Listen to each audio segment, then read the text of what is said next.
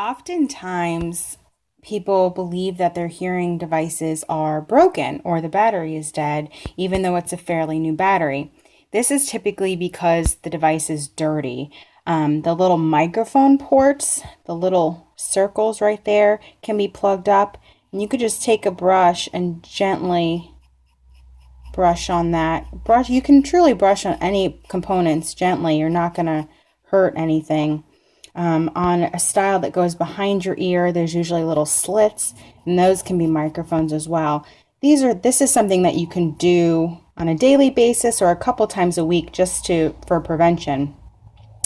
Even more so than the microphones is these little circles right here will get plugged up with wax. And I've added a picture to this video as well to show that in better depth in the video.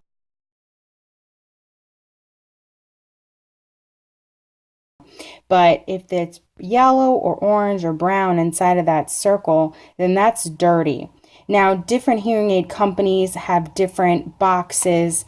They can look like this, or they can come in more of a circular pattern that looks more like this.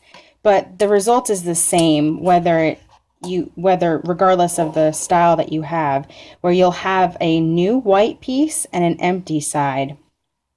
For this one, these look more like sticks. So you pull out the stick and you have the new white piece and then the empty side on the other side.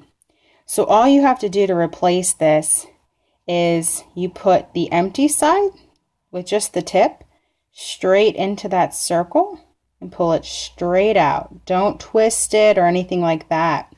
You can then use your brush to brush off any remaining wax or debris. And then you flip it over here and you directly put that white piece in and pull it straight out. Again, no tilting it because that will cause it to not stay in there. And then now the white piece is nice and clean. You can see depth into it. There's no yellow or orange or brown wax. Any openings or vents can also be brushed out to clean this as well. If you have a vent cleaner, it's called, you can actually push it through and push out any wax or debris that have collected in there. And then you can squeeze the device and it'll be working again most of the time. If it's very clean, you've done that, and you have a new battery and it's still not working, that's when you want to call to make an appointment so we can troubleshoot for you.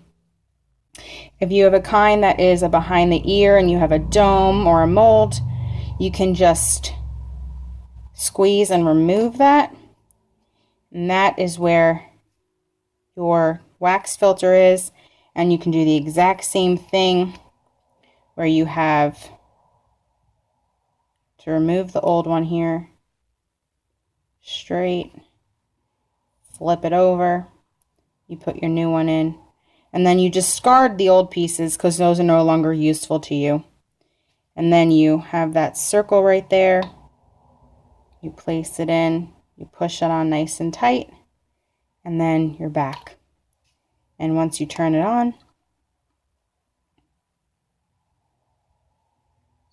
you can hear that squealing again, and it's working again.